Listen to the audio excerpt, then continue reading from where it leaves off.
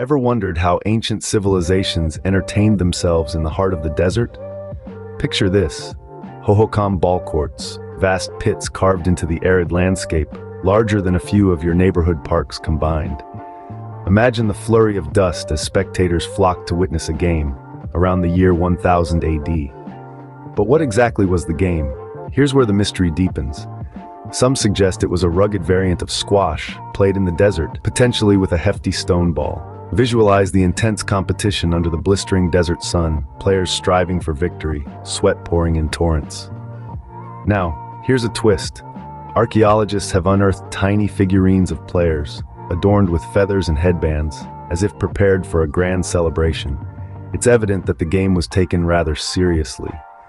Yet these courts are shrouded in enigma. They lack clear markers for goals or hoops. Were they merely for a game, or was there a ritualistic dance involved? So, were these courts just for a harmless game, or was there more to it? Now let's delve into the mystery of what exactly went down on these courts. Picture this: a game that's not just a game, but a battle, a spectacle, a testament to endurance and skill. Some theories suggest it was like a desert version of squash, but with a hardcore twist. Imagine players wrestling with a heavy ball, potentially a rock. Now that's not something you'd want to drop on your foot. And the players? They weren't just any Tom, Dick, or Harry. Archaeologists have unearthed figurines of players decked out like they were going to the most extravagant party in town. Feathers, headbands, the works. It's clear this was no casual kickabout. This was serious business. But these games weren't just about the physical prowess. There's evidence that suggests they held a deeper significance. Some theories hint at the games being tied to spiritual practices, possibly even rituals to bring rain for the crops. Imagine that, a game not just for entertainment, but a lifeline to survival. And here's where it gets really intriguing. Unlike other ball courts, these Hohokam ones don't have any clear markers for goals or hoops. Were they just batting the ball back and forth? Was it a ritualistic dance rather than a game? The theories are as vast as the desert they were found in. Interesting, isn't it? But that's not all. There's a mystical element to these courts too. Have you ever thought a game could be more than just a competition? If you're scratching your head at that, let's delve deeper into the mystical aspect of these Hohokam ball courts. There's a theory that these courts were more than just venues for a good old dust-up. They might have been astronomical observatories. Yes, you heard right. The way these courts were constructed, the angles, the proportions, some people think they might have been aligned with celestial bodies. Imagine the spectacle, a game under the stars, a contest not just against each other, but in harmony with the universe. Now, that's what I call a cosmic playoff, and it doesn't stop there.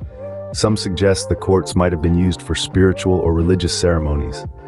Picture this: the hush of the crowd, the rhythm of the game, the resonance with the heavens above, a dance with the divine, if you will. But here's another twist to the story. These courts were unlike any other. Unlike other ancient ball courts, these Hohokam ones had a peculiar feature. The lack of clear markers for goals or hoops is a bit of a head-scratcher. Were the players just bashing the ball back and forth, with no clear end game? Or was this more of a ritualistic dance with the ball acting as a prop? The theories are as numerous as the grains of sand in the Arizona desert. But these courts were more than just a venue for a mysterious game. They were the beating heart of the Hohokam community, a place where people came together to cheer, to compete, perhaps even to pray. Imagine the energy, the excitement, the camaraderie that filled these courts, echoing off the sun-baked walls. Some suggest these courts held religious significance. Could they have been arenas for sacred ceremonies, the ball and players acting out celestial battles, calling down the rains or celebrating the changing seasons? Or were they simply places for fun and competition, the ancient equivalent of our modern stadiums? The truth is, we may never know exactly what went down in these Hohokam ball courts, but their presence, their grandeur, and their mystery speak volumes about the people who built them.